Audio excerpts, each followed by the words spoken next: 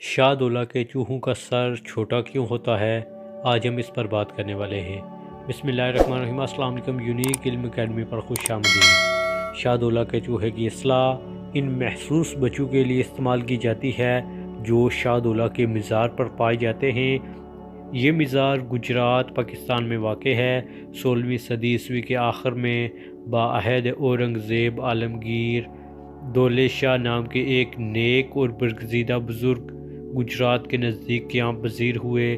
دولے شاہ سہروردی سلسلہ سے تعلق رکھتے تھے۔ ان کا آستانہ عام لوگوں کے لیے ہر وقت کھلا رہتا تھا۔ بانجھ عورتیں ان سے دعا کروانے کے لیے دور دراز علاقوں سے حاضر ہوتیں۔ روایت ہے کہ دولے شاہ کی دعا سے وہ اکثر صاحب اولاد ہو جاتیں۔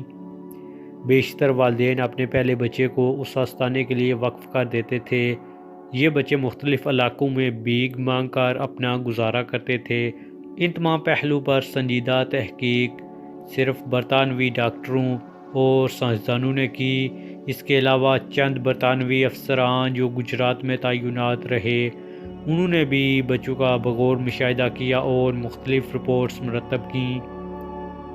کرنل کلاڈ مارٹن 1839 عیسوی میں اس دربار پر پہنچے۔ انہوں نے چند خواتین کو بھی اپنے بچوں کو دربار کے لیے وقف کرتے دیکھا۔ اس کے مطابق یہ رسم بہت پہلے سے چلی آ رہی تھی، تاہم بچوں کی جسمانی حالت کے متعلق اس نے لکھنے سے گریز کیا۔ 1866 عیسوی میں ڈاکٹر جانسٹن دولے شاہ کے دربار پر آیا۔ اس کو وہاں 9 بچے ملے۔ ان بچوں کی عمریں 10 اور 19 سال کے درمیان تھیں۔ ان تمام بچوں کے سر بہت چھوٹے تھے اور وہ دولے شاہ کے چوہے کھلاتے تھے۔ 1879 عیسوی میں ہیری ریوٹ کارنک اس دربار پر آئے اور انہوں نے تحقیق کی۔ انہوں نے لکھا کہ ہر سال تقریباً 2 سے 3 بچوں کو دربار کے لیے وقف کر دیا جاتا ہے۔ اس نے معصوم بچوں کو چوہا بنانے کے متعلق لکھا کہ ان کے سروں کو میکینیکل طریقے سے چھوٹا کیا جاتا ہے اور اس سے مختلف حربے اختیار کیے جاتے ہیں۔ مٹی کی ہنڈیاں اور دھات سے بنے ہوئے خول ان بچوں کو پہنائے جاتے ہیں جو انہیں چوہوں میں تبدیل کر دیتے ہیں۔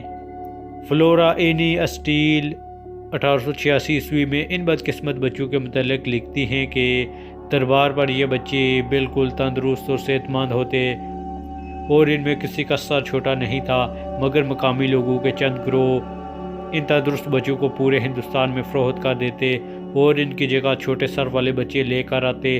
اکثر والدین اپنے معذور بچوں کو ان گروہوں کے حوالے کر دیتے کیونکہ یہ بچے ان کے لیے مکمل بوجھ ہوتے تھے۔ 1902 میں اس دربار پر ایک اور تحقیق کی گئی۔ اس وقت تک یہ بچے 600 کے قریب ہو چکے تھے۔